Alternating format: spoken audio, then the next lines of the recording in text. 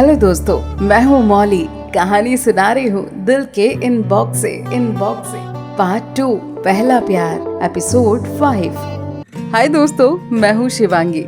आपको पता है ना मैं उस वक्त कैसी सिचुएशन में थी। ये शिव का बच्चा मेरे दरवाजे पे आ पहुंचा था, फिर सब उथल पुथल कर दिया। पिछले कुछ दिनों से मैं इस लड़के को अपने मन से निकालने की कितनी कोशिश कर रही थी, फिर ये एक और एप्लीकेशन लेकर आ गया। आज इतने महीने बाद जब मैं वो कॉलोनी और उम्मीद छोड़ चुकी थी तो ये बिना मेरा पता जाने मेरे पते पर खड़ा था। वो भी तब जब मेरे पापा मम्मी वो लड़का ढूंढ कर लाए थे मेरे लिए। पर आज जब वो मेरे सामने खड़ा था तो बजाय इसके कि मैं उसका मुस्कुराकर स्वागत करूं, मैं उसे बताने से भी घबरा रही थी कि मैं यही हूँ। जैसे मैं गरीब किसान और वो महाजन जो अपना उधार वापस लेने आया था। देख रहे हैं ना आप, पढ़ी लिखी लड़कियां भी कैसे पागलों जैसी बातें करने लगती है जब ये दिल का स्विच ऑन हो जाता है। वायरिंग खराब है भैया, वायरिंग खराब है। मेरा दिल तेज तेज धड़कने लगा था। देखती हूँ पापा हाथ में मोमबत्ती लिए दरवाजे पे खड़े हैं और वो कह रहा है, जी मेरा नाम शिव है। अब क्या बोलेगा, मैं आपका दोस्त बनना चाहता हूँ।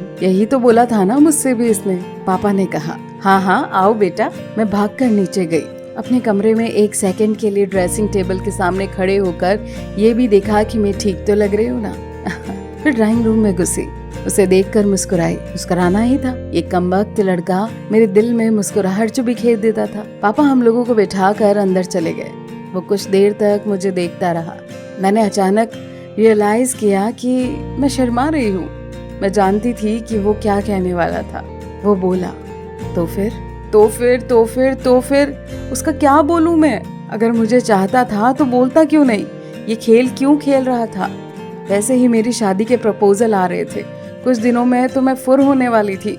करेगा अफसोस बाद में, फिर लिखने बैठ जाएगा सैड पोएट्री। भाई जो इशारों में सुन रही थी वो मुंह से कह दो ना, तभी तो सुन पाऊंगी। और उस वक्त तक वो मेरे मुंह से मेरे दिल की बात नहीं सुन पाएगा। लड़की हूँ आखिर, नखरे दिखाने का तो हक बनता है ना मेरा। अब तो कमरे में पापा भी नहीं थे, कुछ कहता क्यों नहीं है। आखिरकार बोला, 7 किलोमीटर साइकिल चलाकर आ रहा हूँ, पानी तो पूछ लीजिए। मैंने कहा, ओह आई एम सॉरी। तब तक पापा आ गए। अरे बहुत दिनों बाद आए आप शिवांगी से मिलने? बोला, अंकल असल में मैं शिवांगी से मिलने नहीं आया था। मेरे पापा सोसाइटी के प्रेसिडेंट बन गए। रेजिडेंट्स एसोसिएशन के कुछ पेंडिंग ड्यूज है, तो पापा ने कहा था मैं आपके पास जाकर आपका फोन नंबर ले लूं। मेरे पैरों के नीचे से दरी खिसक गई। उम्मीद के जिस घोड़े पर मैं सवार थी वो मिट्टी का निकला। बड़ी ब्यूटी क्वीन समझते हो ना अपने आप को शिवांगी? तुम्हारे प्यार में खींचा चलाएगा गली गली, यही सोचा था ना तुमने? अब लो, वो तो पुराने बिल की बात करने आया था और मेरे दिल का जो नुकसान हुआ था उसका बिल कौन भरेगा? मैं किचन में गई तो दिमाग एकदम से सुन था। आकर उसको पानी दिया और बहुत फॉर्मल हो गई।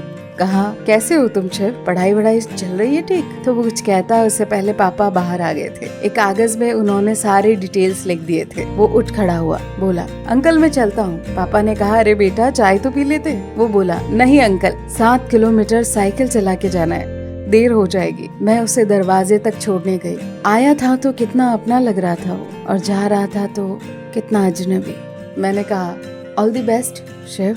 बोला, मेरे पापा सोसाइटी के प्रेसिडेंट नहीं बने हैं, उन्होंने कोई डिटेल्स नहीं मांगी है। फिर वो पलटा और मस्ती में साइकिल चलाता हुआ चला गया। और जाते जाते उसने ये भी नहीं बोला, तो फिर यार ये क्यों मेरे साथ ऐसा कर रहा था? मुझे हार्ट अटैक क्यों देना चाह रहा था? मैं अपने आप को बड़ा सयाना समझती थी, लेकिन लग रहा था कि दिल के खेल में एकदम फिसड्डी थी। पूरी रात मुझे नींद नहीं आई और सुबह भी जल्दी उठ गई। कॉलेज जो जाना था। मेरे पड़ोसी और अब तक की बेस्ट फ्रेंड बन चुकी रश्मि मेरी जूनियर थी और आज भी मेरे साथ कॉलेज जा रही थी। रास्ते में मैंने ऑटो में कहा, यार रश्मि मैं बहुत परेशान हूँ।